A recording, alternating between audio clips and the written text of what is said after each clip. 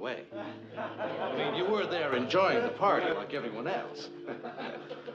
Ted, are you suggesting that I chip in? Well...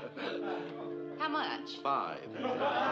For over 70 years, the story of Curly Howard's tragic downfall has been a Hollywood legend. Fans of the Three Stooges, those who grew up on the Neok-Nook-Neoks and the chaotic ballet of slapstick, have held on to a narrative cobbled together from rumors and half-truths. It's a story often blamed on simple burnout, the pressures of fame, or a single, devastating stroke that seemed to come out of nowhere. It's a convenient story, it's a simple story, and it's almost entirely wrong. The truth, buried for decades under the weight of studio silence and popular myth, is far more heartbreaking and complex. It's a story that modern medicine can now help us understand with chilling clarity. This isn't just the story of a comedian's career ending. It's the story of a man whose body was sending desperate warnings for years, warnings at almost everyone, from the studio heads profiting from his pain to the adoring public who couldn't get enough of his antics, chose to ignore. This is what really happened to Curly Howard. To understand the tragedy of Curly's end, you have to understand the lightning-in-a-bottle phenomenon of his beginning. Born Jerome Lester Horwitz in 1903, he was the youngest of 5 brothers, affectionately nicknamed Babe. Offstage, he was nothing like the wild character he would become. Friends and family described him as shy, insecure, and sensitive, a man who preferred the company of stray dogs to large crowds. He was an accidental actor, a man with no formal training, just a raw, untamed instinct for comedy. The Three Stooges. Act in start with Moe, Larry, and Curly. It began as a vaudeville act called Ted Healy and His Stooges, with Healy as the hot-tempered headliner and Moe and his brother Shemp as his foils. Larry Fine joined them a few years later, but in 1932, Shemp, tired of Healy's volatile behavior, quit to pursue a solo career. Suddenly, the act needed a new third stooge. Moe suggested his little brother, Babe. The problem? Healy thought he was too handsome. At the time, Jerome had a thick, wavy head of hair and a mustache. In a moment that would define his life, he agreed to shave it all off. One popular story goes that when he emerged with a gleaming, bald head, Healy quipped, "Boy, don't you look girly," which Moe, supposedly, misheard as Curly, and the name stuck. It's a colorful anecdote, but the name's true origin is less certain. That single sacrifice unlocked a comedic force that no one saw coming. From 1934 to 1946, the team of Moe, Larry, and Curly became a comedy juggernaut for Columbia Pictures, churning out over 90 short films that would become timeless classics. Titles like Disorder in the Court, A Plumbing We Will Go, and Punch Drunk cemented their place in cinematic history. And at the heart of it all was Curly. He was the undeniable star, the force of nature that elevated their slapstick to an art form. His high-pitched double quotes, woo-woo, his frantic spinning on the floor, his seemingly endless arsenal of bizarre noises and reactions, almost none of it was scripted. Moe would later admit that Curly was a natural, an improvisational genius who could turn a simple scene into a masterpiece of physical comedy. But behind the laughter was a grueling reality. While much of the violence was carefully choreographed using sound effects and techniques to avoid serious harm, like Moe's thumb landing on a forehead instead of fingers and eyes injuries, still happened. The production schedule at Columbia was relentless. On top of the nearly 100 films they made, the Stooges spent a significant amount of time on the road for live appearances, especially during World War II, performing for troops with a demanding schedule. This punishing workload was compounded by Curly's deep-seated insecurities. He was intensely ashamed of his shaved head, believing it made him unattractive to women, and he rarely appeared in public without a hat. This insecurity fueled a self-destructive cycle. He began to drink heavily and eat voraciously, desperate for the affection and validation he felt he lacked. His off-camera life became as chaotic as his on-screen persona. He was a man who gave the world boundless joy, but privately struggled with loneliness and a profound sense of inadequacy. One physical issue he did manage to turn into a comedic asset was a slight limp from a childhood firearm accident. When he was 12, he accidentally shot himself in the ankle, and his fear of surgery kept him from ever having it properly corrected. Instead, he cleverly masked it with the exaggerated, shuffling walk that became one of his trademarks. This combination of physical strain, a relentless work schedule, and a turbulent personal life created a perfect storm. His body, already under immense pressure, began to show the first signs of a catastrophic failure that was looming just beneath the surface. For decades, the popular myth has been that Curly's health problems materialized suddenly, culminating in the massive stroke that ended his career. This couldn't be further from the truth. The reality, supported by a clear timeline of his performances and documented medical events, shows a slow, painful, and visible decline that began years earlier. By 1944, the cracks were becoming impossible to ignore. Fans watching the shorts from this period can see a noticeable change. In films like Idle Rumors and Booby Dupes, Curly's energy, once boundless, had started to wane. His voice, famous for its high-pitched squeals, became deeper and coarser. His movements, once fluid and athletically chaotic, were slower and at times sluggish. He was still Curly, but a diminished version, like a flickering bulb about to burn out. Behind the scenes, the situation was even more alarming. Crew members and his fellow stooges noticed he was struggling to remember his lines. His timing, once impeccable, was off. Director Jules White later recalled having a devil of a time getting scenes right because Curly couldn't get the hang of them, a red flag he admitted he should have recognized as a sign of deterioration. Moe and Larry began carrying more of the comedic load, covering for their brother, whose brilliant improvisational mind was starting to fail. In January 1945, the situation became critical. After finishing a film, Curly checked himself into the Cottage Hospital in Santa Barbara. The reported diagnosis was grim: extreme hypertension, a retinal hemorrhage, and obesity. A retinal hemorrhage meant his blood pressure was so dangerously high that it had burst a blood vessel in his ajah, flashing red light from his body that it was at its breaking point. Doctors ordered him to rest. But the Hollywood machine had little time for rest. The Three Stooges were a valuable commodity for Columbia Pictures, and studio head Harry Cohn was notoriously ruthless. According to Moe's later accounts, despite doctors' warnings and his own pleas, Cohn refused to give Curly significant time off to recover. The pressure was immense. The Stooges had contracts to fulfill, and theaters were demanding more of their popular shorts. So, after a brief period of rest, Curly was pushed back into the punishing schedule. This decision would prove catastrophic. Modern medical experts, looking back at his symptoms, now believe that Curly was likely suffering from a series of transient ischemic attacks, or TI. This is a retrospective hypothesis, not a diagnosis from the time, but a TI, essentially a mini-stroke, can cause the exact symptoms Curly was displaying: confusion, slurred speech, memory lapses, and physical weakness. These weren't isolated incidents, they were escalating warnings of a coming neurological disaster. The shorts, filmed in late 1945 and early 1946, are painful to watch for those who know what to look for. In films like Monkey Businessmen and Three Little Pirates, Moe can often be seen physically guiding a confused-looking Curly through scenes. His lines were trimmed or given to Larry.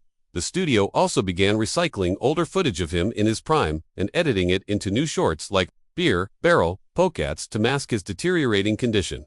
He was a shell of his former self, a man, visibly ill and struggling just to get through a take. His personal life was also in shambles.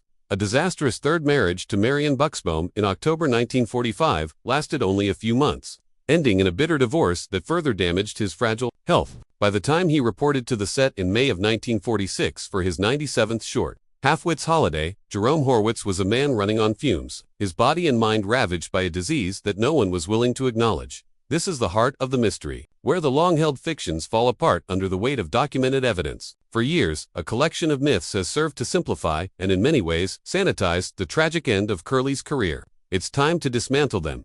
This is perhaps the most pervasive myth. It suggests that Curly made a conscious choice to leave. The reality is that he had no choice at all. His career wasn't ended by a decision, but by a catastrophic medical event on May 6, 1946. His body quit on him.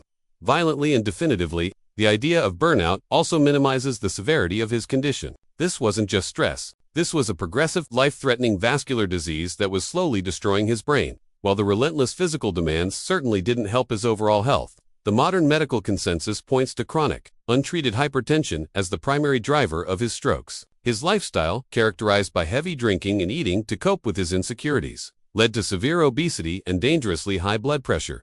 This is what weakened his vascular system. The head slaps were part of the act, but the real damage was being done from the inside out. This picture has been making the rounds among TV fans for decades. At first glance, it's a totally charming, candid, and this massive amount of B-roll is why so many photos from the show's run look like perfectly composed publicity stills. They aren't stills. They're individual, unused frames from all that footage. These shoots gave us dozens of iconic vignettes that were used in the opening credits for the rest of the series. We see Mary washing her car in a number 10 Fran Tarkenton Minnesota Vikings jersey. We see her in the supermarket, rolling her eyes at the price of meat before tossing it in her carta. Relatable moment of frustration that was completely unscripted. We see her feeding ducks in Loring Park and riding the brand new escalator in the IDS Center's Crystal Court, which had just opened in 1972. Each of these moments was a deliberate choice to ground Mary Richards in the city of Minneapolis. The city wasn't just a backdrop, it was a character. So when you see that photo of Mary and Rhoda laughing, you're not seeing a blooper or a photo trick. You're seeing the result of a pioneering production choice. choice to blur the line between TV fiction and documentary reality, capturing a moment so authentic that for 50 years, people have refused to believe it's real. Now, let's go from the streets of Minneapolis to inside the WJM-TV newsroom. This set is as iconic as Mary's apartment, a place filled with the sounds of typewriters, phones, and the gruff wisdom of Lou Grant. But for sharp-eyed fans, it's also home to one of the show's most debated bloopers, the clocks. On the back wall of the newsroom, a series of clocks show the time in cities around the world, meant to give the vibe of a global broadcast hub. There's a clock for London, Tokyo, Rome, and funnily enough, two for the same time zone, Minneapolis and Chicago. But the biggest mistake fans have pointed to for decades isn't the redundant clock, but the fact that they never move. Episode after episode, they're often stuck at the exact same time. It's a classic gotcha moment for viewers. A seemingly obvious error in a show known for its quality. But what if the frozen clocks weren't a mistake? What if they were a deliberate technique to prevent errors? The truth is a fascinating lesson in how multi-camera sitcoms were made in the 1970s. Unlike a movie, which usually shoots with one camera, a sitcom like The Mary Tyler Moore Show was filmed with multiple cameras running at the same time in front of a live studio audience. This created a more dynamic, play-like performance, but it was a nightmare for continuity. A single scene might be filmed several times to get different angles or fix a flubbed line. These reshoots are called pickups. Now imagine you're the script supervisor. In the first take, the clock on the wall reads 5:15. An actor messes up a line, the director yells cut, and a few minutes later, you start rolling again. By now, the real time is 5:25. If the clocks on set were actually working, the time would have just jumped 10 minutes in the middle of a conversation. It would look jarring and amateurish. The solution was simple, but brilliant. Instead of using real, working clocks, the production team used static props. The clocks were intentionally frozen for the entire time a scene was being filmed. This is a standard industry practice for continuity control. It ensures that no matter how many takes are needed, the background stays consistent. So, the fact that the clocks don't move isn't a sign of carelessness, it's a sign of incredible care. It's a trick of the trade that prioritizes a seamless viewing experience over a ticking background prop. The amusing detail of having clocks for both Minneapolis and Chicago was likely just a small set dressing oversight, but the frozen time, that was no accident. It was a production secret, hiding in plain sight. The frozen clocks are one piece of the puzzle. Another thing fans point to as a gaffe are the sets themselves. In certain blooper reels, if you watch closely when the cast breaks character, you might see a wall wobble slightly, or you might spot visible hinges painted to blend in with the wall next to Lou Grant's office door. To our modern eyes, this can look cheap, as if the world of WJM was built from cardboard. But just like the clocks, this mistake is actually a sign of sophisticated TV production. Those wobbly hinged walls weren't a flaw. They were a crucial feature known as wild walls. A wild wall, or flying wall, is a section of a set designed to be easily moved or removed. Filming a sitcom with 3 or 4 huge TV cameras, boom, mics, lights, and a dozen crew members, all crammed into a space meant to look like a real office, is a logistical nightmare. There's often no room to get the perfect camera angle. That's where wild walls come in. Let's say the director needs a close-up of Mary at her desk, but the permanent newsroom wall is in the camera's way. With wild walls, the crew could simply unlatch a section of that wall and swing it out of the way, or fly it out on rigging.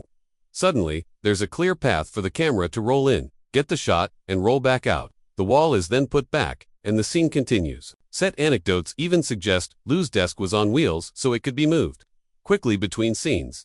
This technique is fundamental to the multi-camera sitcom. It's what allowed directors to create a visually interesting show within the tight constraints of a studio. The visible seams and hinges weren't signs of a cheap set. They were the cleverly disguised mechanisms that made the whole production possible. When we see them in a blooper, it's only because an unexpected moment draws our attention to the edges of the illusion. We're seeing behind the curtain. And what we're seeing isn't a mistake. It's the brilliant engineering of sitcom stagecraft. The production secrets hidden in the props and sets are fascinating. But the show's most foundational myth goes back to before a single frame was shot. The origin story of The Mary Tyler Moore Show is a minefield of conflicting tales, network panic, and creative battles that almost stopped the show from ever happening. One common piece of fan lore is that the first episode was shot twice, with the disastrous initial version being scrapped. The truth is both simpler and more dramatic. There was no separate, reshot pilot. CBS was so confident in Mary Tyler Moore, after her run on The Dick Van Dyke Show, that they gave her production company, MTM Enterprises, a rare commitment, but that vote of confidence came with a huge string attached. The creators, James L. Brooks and Alan Burns, envisioned Mary Richards as a 30-year-old divorcee. It was a bold, modern idea for 1970, but CBS executives were horrified. A now infamous summary of what focus groups supposedly hated included for things American audiences would never accept: Jews, men with mustaches, people from New York, and, at the top of the list, divorced women. Their biggest fear, though, wasn't just about divorce. It was about who Mary would be divorcing. For years, Mary Tyler Moore had played Laura Petrie, the beloved wife of Rob Petrie. The network was terrified viewers couldn't separate the two characters. They thought that if Mary Richards was a divorcee, the public would think Laura had divorced Rob, an unthinkable act that could alienate millions. A compromise was reached. Mary Richards wouldn't be divorced. Instead, she'd be single, having just ended a long-term relationship. This kept her independence while calming the nervous network executives. Even then, the anxiety was high. Grant Tinker, Moore's husband, and the head of MTM later recalled that the initial feedback from the network after seeing the first episode was brutal. The test audience complained that Mary was a loser. Rhoda was to New York a coded complaint, and Phyllis was too abrasive. Tinker remembered a CBS executive telling him to get rid of those clowns, meaning the show's creators. But Tinker and the team stood their ground. They knew they had something special. The show premiered in the fall of 1970 and quickly proved every single one of the network's fears wrong. It became a landmark of television, celebrated for its wit, its heart, and its revolutionary portrayal of a single, independent woman. The show's deep connection to its setting was one of its defining features. While the interiors were shot in Hollywood, the exterior shots firmly planted Mary in Minneapolis. And no location was more iconic than the beautiful Victorian house at 2104 Kenwood Parkway, where Mary rented her famous studio apartment. For the first 5 seasons, establishing shots of this house were a staple. But by 1975, the house had become a victim of its own success. The real-life owners were reportedly fed up with the endless stream of tourists on their front lawn at all hours. Their quiet life had turned into a non-stop tourist attraction. This frustration led to one of the show's most colorful production legends. As the story goes, the fed-up owner of the house decided to send a message. The story claims that to discourage film crews from returning, they draped the home in impeach Nixon banners. While this is a fantastic piece of TV lore, it remains an unverified, though popular, anecdote. What is confirmed, however, is that the owners made their displeasure known, and the production was no longer welcome to film new footage. For a while, the show used old stock footage of the house. But the creators knew they needed a real solution. Their answer was a narrative one. After 5 years, it was time for Mary to move on and move up. In the opening of Season 6, in 1975, Mary Richards moved into a modern downtown high-rise. Once again, the producers chose a real Minneapolis landmark for her new home, the Riverside Plaza. Designed by architect Ralph Rapson and completed in 1973. This distinctive, multicolored complex known by locals with nicknames like the Rainbow Ghetto was a stark contrast to the Quad.